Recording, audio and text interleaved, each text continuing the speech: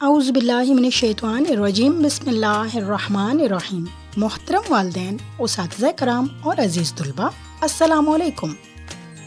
آج ہم اکیڈمک اردو جماعت چہارم کی کتاب کے صفحہ نمبر 84 پر سبق نمبر 23 پاک وطن کے پیارے بچوں پڑھیں گے۔ جیسا کہ آپ کو معلوم ہے، سیکھنے کی 4 مہارتیں ہوتی ہیں: سننا، بولنا، پڑھنا اور لکھنا۔ اس سبق کو پڑھانے کے بعد بچے کو جو مہارتیں سکھانا ہمارا مقصد ہے وہ ہیں سننا، بولنا، پڑھنا، لکھنا اور بلوم ٹیکسانومی کا پہلا درجہ یاد رکھنا۔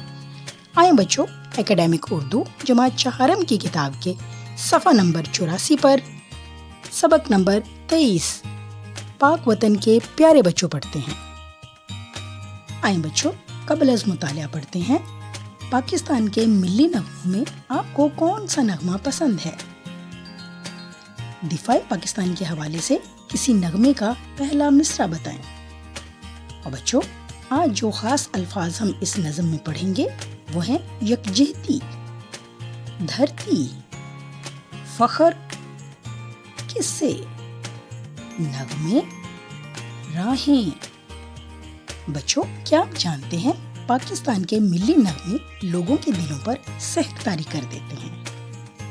آئیں بچوں، اب ہم نظم پڑھتے ہیں۔ ہمدردی کے نغمے لکھو، پیار بھرے تم قصے لکھو، پاک وطن کے پیارے بچوں، ملک کی روشن راہیں کھولو۔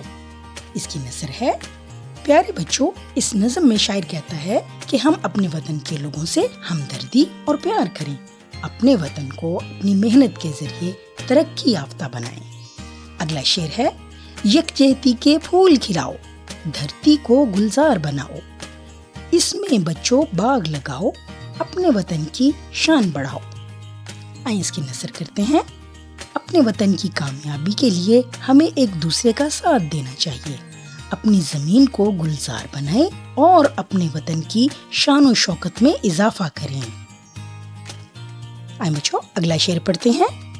بگڑے ہوئے حالات سنوارو، ملک کو تم دن رات سنوارو، اپنے وطن کی لاج رکھو تم، اچھے اچھے کاج کرو تم۔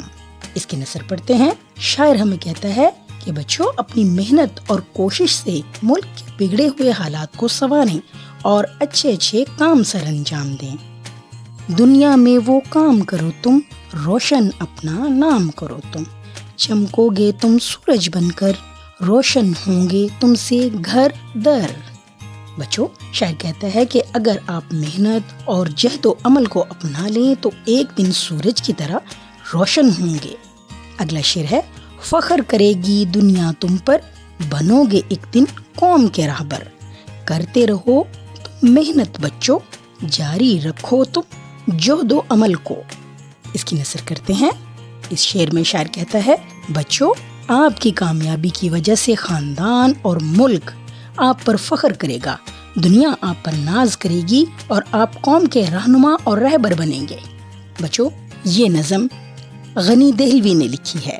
بعد از مطالعہ: یکجہتی کے پھول کیسے کھلا سکتے ہیں؟ مشکل وقت میں ایک دوسرے کے ساتھ کام کر کے۔ اور اگلا سوال ہے: سورج بن کر چمکنے سے کیا مراد ہے؟ سورج بن کر چمکنے سے مراد ہے کہ کامیاب انسان بن کر شہرت حاصل کرنا۔